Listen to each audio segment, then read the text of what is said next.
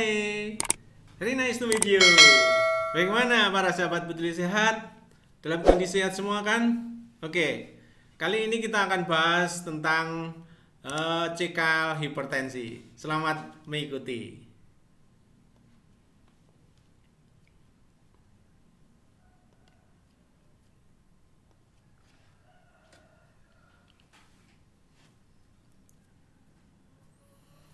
Jadi pada kesempatan ini kita akan bahas tentang pencegahan dan pengendalian hipertensi. Oke. Nah, apa itu sebetulnya hipertensi? Hipertensi adalah tekanan darah tinggi, yaitu suatu keadaan di mana tekanan darah sistolik lebih dari atau sama dengan 140 mm hidragirum dan atau tekanan darah diastoliknya lebih dari atau sama dengan 90 mm hidragirum. Hipertensi sering disebut sebagai the silent killer. Nah, artinya penyakit ini sering tanpa ada keluhan. Dirinya mengidap hipertensi. Tetapi kemudian mendapatkan dirinya sudah terdapat penyakit penyulit atau komplikasi yang mana komplikasi ini disebabkan oleh adanya hipertensi. Diketahui bahwa hanya sepertiga penderita hipertensi atau 36,8% yang terdiagnosis oleh tenaga kesehatan dan hanya 0,7% yang minum obat. Apa saja gejala daripada hipertensi? Kita mesti perlu tahu gejalanya seperti apa hipertensi ini. Tidak semua penderita hipertensi mengenali atau merasakan keluhan maupun gejala sehingga hipertensi sering dijuluki sebagai pembunuh diam-diam atau sebagai silent killer. Keluhan-keluhan pada penderita hipertensi antara lain adalah yang pertama adalah sakit kepala, kemudian gelisah dan juga jantung berdebar-debar, ada perasaan pusing dan juga mudah lelah serta rasa sakit di dada dan penglihatan kabur. Berdasarkan penyebabnya, hipertensi ini dibedakan menjadi dua kelompok, yaitu hipertensi esensial dan hipertensi sekunder. Hipertensi esensial atau hipertensi primer yang tidak diketahui penyebabnya. Ada 90% hipertensi esensial. Kemudian yang hipertensi sekunder yaitu penyebabnya dapat ditentukan 10% antara lain kelainan pembuluh darah ginjal, gangguan kelenjar tiroid atau yang biasa kita kenal dengan hipertiroid atau gondok, dan juga penyakit kelenjar adrenal atau hiperaldosteronisme. Untuk menegakkan diagnosis hipertensi, dilakukan pengukuran darah minimal 2 kali dengan jarak 1 minggu. Klasifikasi hipertensi menurut JNE pada pertemuan 7 tahun 2003 bahwa kategorinya dikatakan normal itu untuk tekanan sistolik adalah kurang dari 120 dan tekanan diastolik kurang dari 80. Sedangkan untuk prahipertensi tekanan sistoliknya adalah 120 sampai dengan 139 dan tekanan diastoliknya 80 sampai dengan 89. Berikutnya hipertensi tingkat 1 yaitu tekanan sistoliknya 140 sampai 159. Sedangkan diastoliknya yaitu 90 sampai 99. Untuk hipertensi tingkat 2, yaitu tekanan sistoliknya lebih dari 160 mm hidragirum dan tekanan diastoliknya lebih dari 100 mm hidragirum. Kemudian hipertensi sistolik terisolasi lebih dari 140 untuk sistoliknya dan kurang dari 90 untuk diastoliknya. Jadi saudara-saudara semuanya, para sahabat peduli sehat, bisa menyampaikan kepada saudara-saudara kita di sekitar kita apabila kedapatan hal tekanan darah yang seperti ini, untuk misalnya hipertensi tingkat 1, tingkat 2, maka disarankan untuk secepatnya berobat. Kemudian, apa yang menjadi faktor risiko hipertensi? Faktor risiko hipertensi ini ada 2, yaitu faktor risiko hipertensi yang tidak dapat diubah dan faktor risiko hipertensi yang dapat diubah. Untuk yang tidak bisa diubah, faktor risikonya ini adalah dikatakan sebagai faktor risiko yang melekat pada penderita hipertensi dan tidak dapat diubah karena menyangkut usia atau umur, kemudian jenis kelamin dan genetik. Untuk faktor risiko yang dapat diubah, yaitu faktor yang diakibatkan oleh perilaku tidak sehat dari penderita hipertensi. Jadi ada perilaku-perilaku yang perlu dibenahi. Antara lain yaitu faktor risiko merokok, kemudian diet rendah serat, termasuk dislipidemia. Juga faktor konsumsi garam yang berlebih, kurang aktivitas fisik, juga kondisi stres, baik stres fisik maupun stres mental.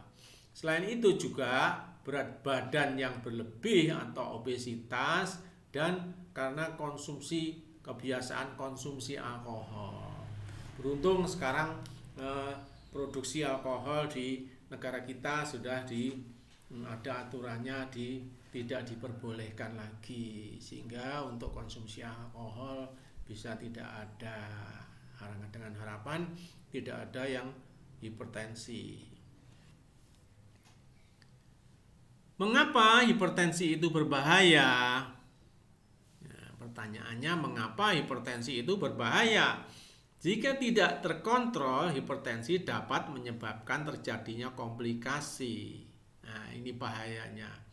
Hipertensi kelihatannya tidak berbahaya, tetapi apabila kondisi itu tidak terkontrol akan mengakibatkan terjadinya komplikasi. Apa saja komplikasinya? Yaitu penyakit jantung, stroke, penyakit ginjal, retinopati atau kerusakan pada retina, penyakit pembuluh darah tepi, juga gangguan saraf dan gangguan otak. Rekomendasi tindak lanjut hipertensi. Pengobatan hipertensi merupakan pengobatan yang lama dan terus-menerus sepanjang hidup. Rekomendasi tindak lanjut berdasarkan pengukuran tekanan darah awal pada pasien hipertensi dewasa tanpa kerusakan organ target. Rekomendasi tindak lanjut ini yaitu tekanan darah awal misalnya saja normal. Rekomendasi tindak lanjutnya adalah pemeriksaan ulang 2 tahun kemudian. Kemudian tekanan darah awalnya prehipertensi misalnya didapatkan, ternyata prehipertensi, maka rekomendasi tindak lanjutnya adalah pemeriksaan ulang 1 tahun kemudian dan modifikasi gaya hidup.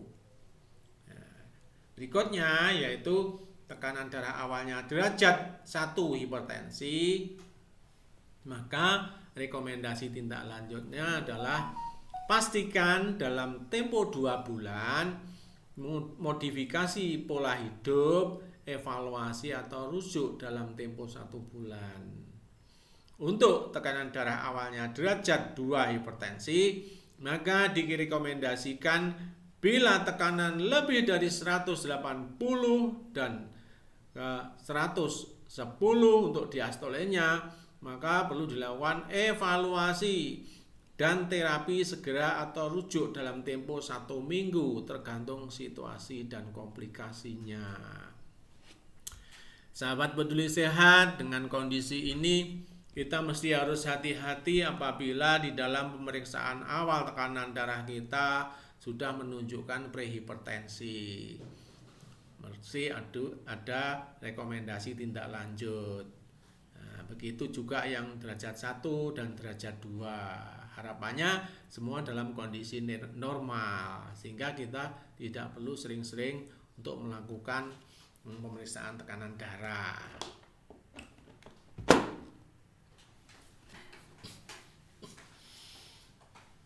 Pasien dan keluarga hendaknya selalu dinasihati, yaitu untuk tidak atau jangan tambahkan garam di meja makan dan hindari makan yang asin-asin, makanan cepat saji, makanan kaleng, dan bumbu penyedap makanan atau vetsin.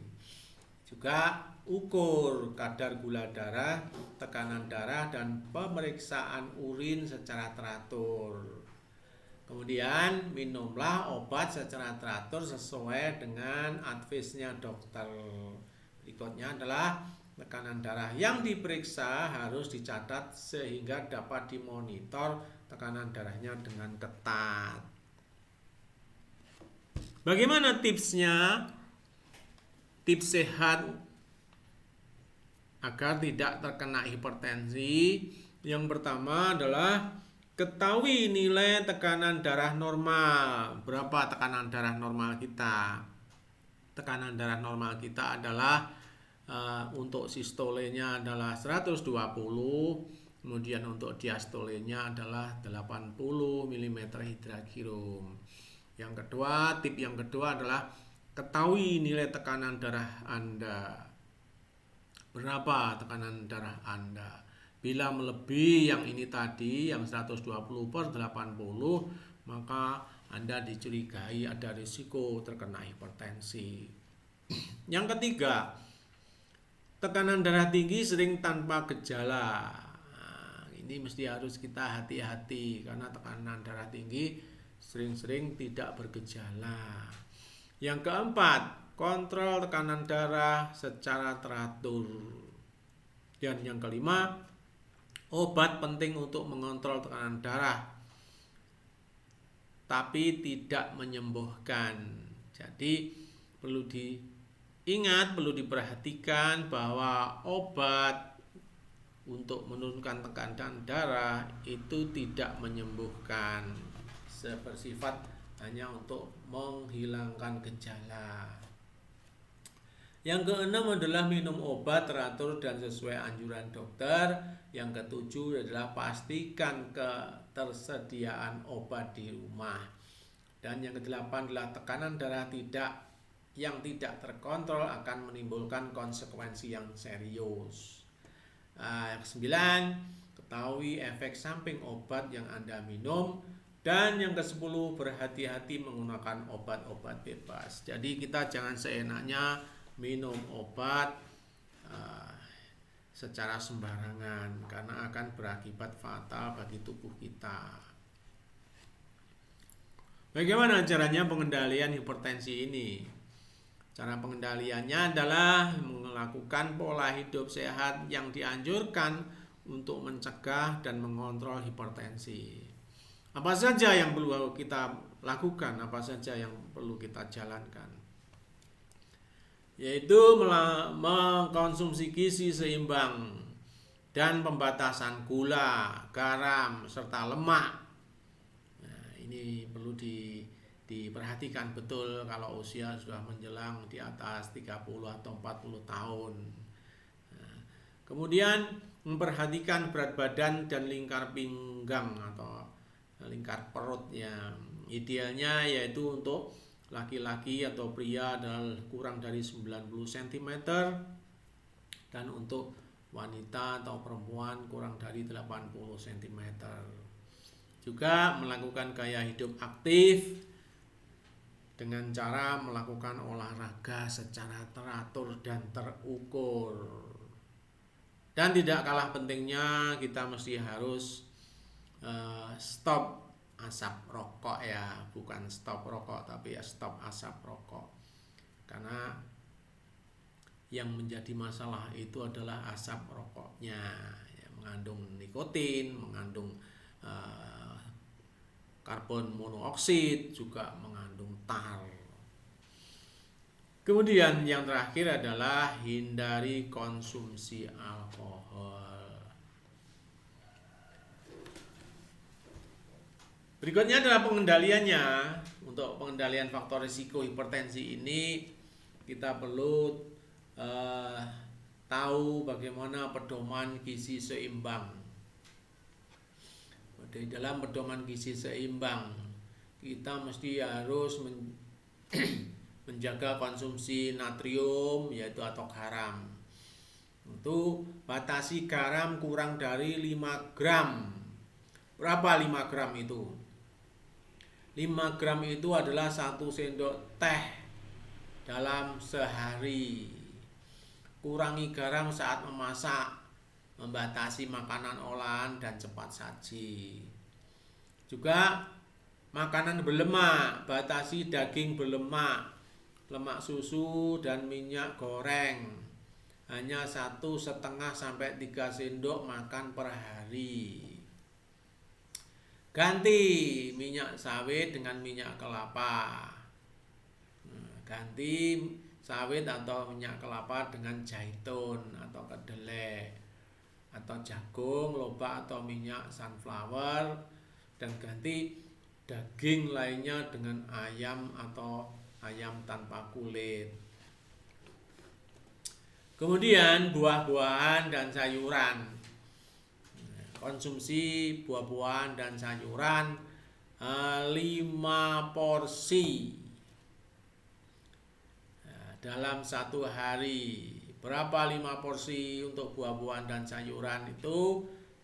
Yaitu kurang lebih 400 sampai 500 gram. Nah, dan juga mengkonsumsi ikan. Makan ikan sedikitnya 3 kali per minggu. Utamakan ikan yang berminyak seperti tuna, makarel, dan salmon.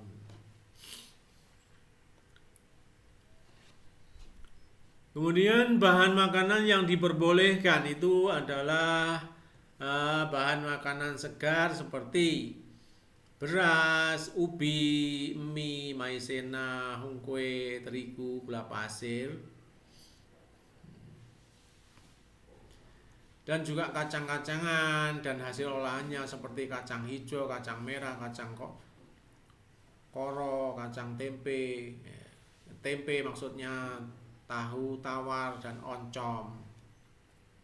Minyak goreng, margarin tanpa garam, sayur dan buah-buahan segar. Bumbu seperti bawang merah, bawang putih, jahe, kemiri, kunyit, dan kencur, laos, salam, serta serai.